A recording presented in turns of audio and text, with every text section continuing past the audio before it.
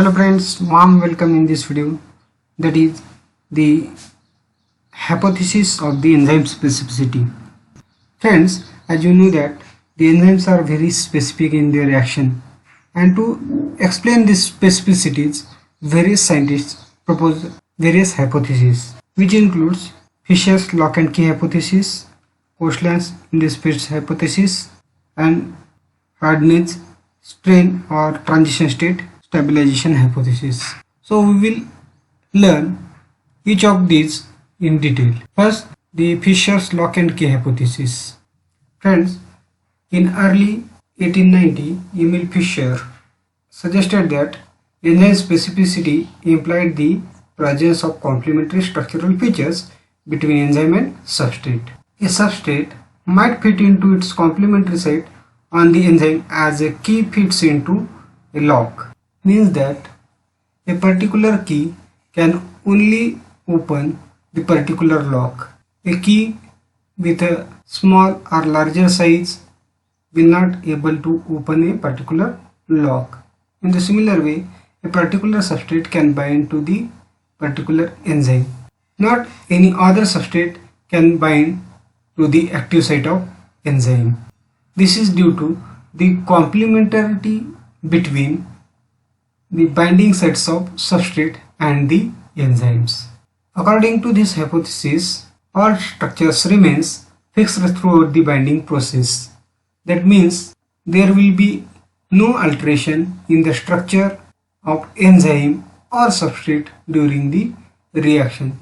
Only after the completion of reaction the product will form.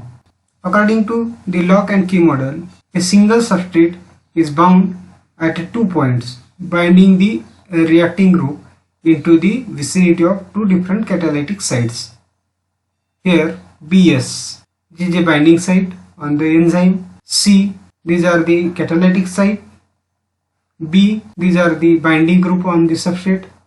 And R, that is the reacting groups. These structures are complementary to each other and undergoing enzyme catalyzed reaction to form enzyme substrate complex and then a respective product.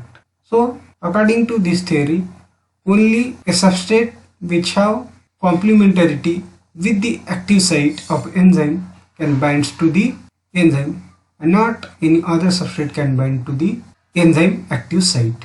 In this way, the lock and key hypothesis explains many features of enzyme specificity, but it does not take any account of the known flexibility of proteins. So the alternative hypothesis was proposed by Koshland in 1958, which is known by the name Indus-Spitz hypothesis. The X-ray diffraction analysis and data from several forms of spectrometry, including nuclear magnetic resonance, that is NMR, have revealed differences in structures between free and substrate bound enzymes. Thus, the binding of a substrate to an enzyme may bring about a conformational change, that is, change in three-dimensional structure but not in primary structure. This is not necessarily surprising, for the bonds formed between a substrate and its binding sites may have replaced previously existing linkages between each binding site and neighboring groups on the enzymes. Also, the presence of substrate at active site may exclude water molecules and thus make the regions more nonpolar. Both these factors could be responsible for some degree of change in tertiary structure taking place. Koshland suggested that the structure of a substrate may be complementary to that of the active site in the enzyme substrate complex but not in the free enzyme. A conformational change takes place in the enzyme during the binding of substrate, which results in the required matching of structures. The Indus-Spitz hypothesis essentially requires the active site to be floppy and substrate to be rigid, allowing the enzyme to wrap itself around the substrate. In this way, bringing together the corresponding catalytic sites and reacting groups. In some respects, the relationship between the substrate and active site is similar to that between hand and a woolen glove. In each interaction, the structure of one component, substrate or hand, remains fixed and the shape of the second component, active site or glow, changes to become complementary to that of the first. Such mechanism could help to achieve a high degree of specificity for the enzyme. In the lock and key mechanism, the active site is always structurally intact with the catalytic sites aligned and freely accessible. Thus, a suitable reacting group, whether part of an appropriately bound substrate or not, can come into contact with the region of catalytic activity and some degree of reaction takes place.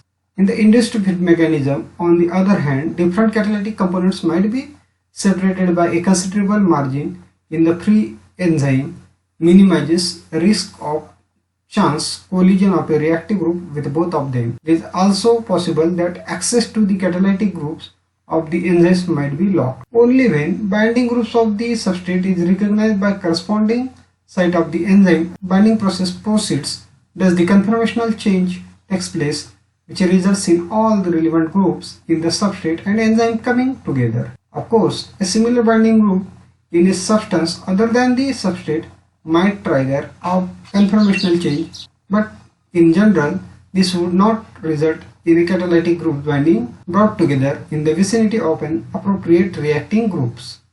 So no reaction would take place. This would be termed non-productive binding. It means that there is no exact complementarity between the substrate and enzyme active site, but the binding of substrates to the enzyme active sites results in the change in the conformation of an enzyme, which converts the active site of the enzyme complementary to the substrate structure, and the substrate remain rigid.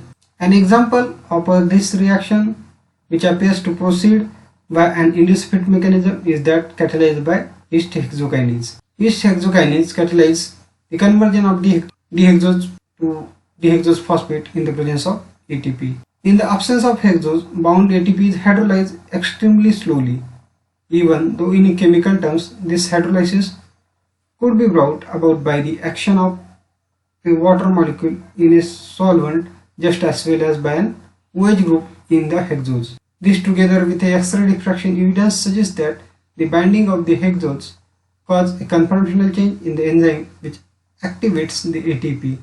Conformational change results in the alteration of the active site conformation by 8 degree, and the substrate D-glucose can fit perfectly in the active site of enzyme.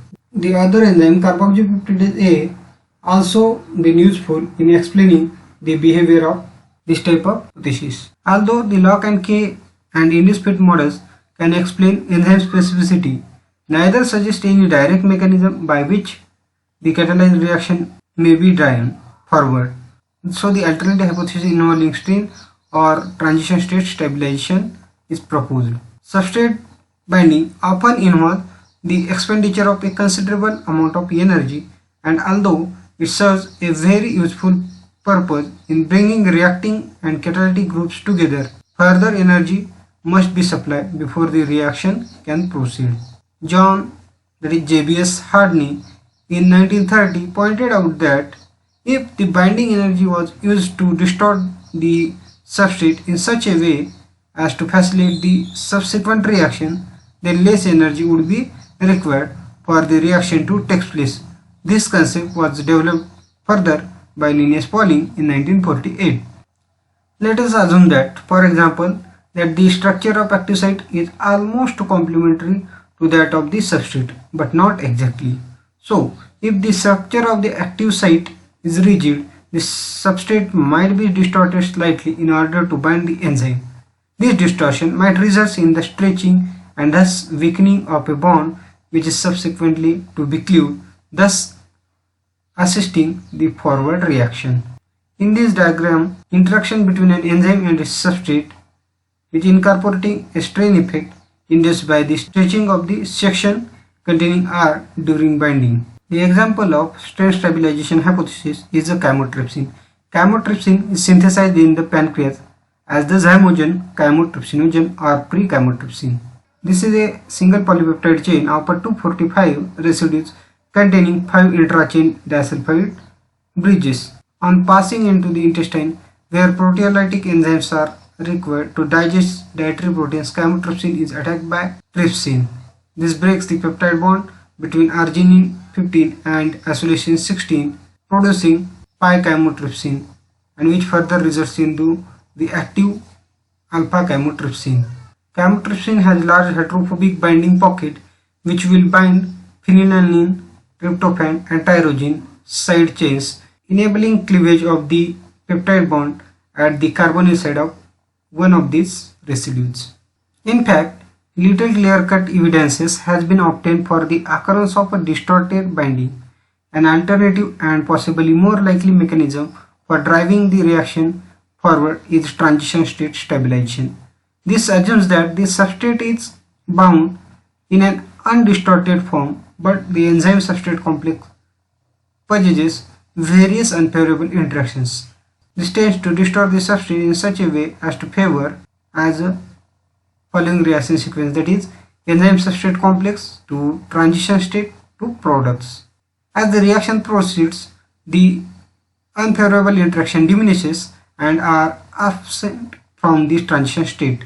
Thus, the overall effects of a strain and stabilization state are very similar, but the sequence of events is slightly different in the two cases. Lysozyme is often cited as an example of enzyme which operated by strain mechanism, whereas the chymotrypsin is example of transition state stabilization. So the lysozyme catalyzes the hydrolysis of polysaccharide consisting of alternative N-acetylglucosamine, that is NAG, and N-acetyluramic acid, that is NAM units, a component of peptidoglycan, which gives shape and rigidity to bacterial cell walls. The lysozymes which has been most studied is that from the egg white, the first enzyme to have its complete three-dimensional structure determined by using X-ray crystallography. The substrate binds to the enzyme and hexose ring D is distorted to the less stable half-chair conformation, which facilitates the formation of carbonium ions also having the half-chair conformation. So all these hypotheses explains the specificity of enzymes, but no any single hypothesis explains the specificity of all types. Thank you.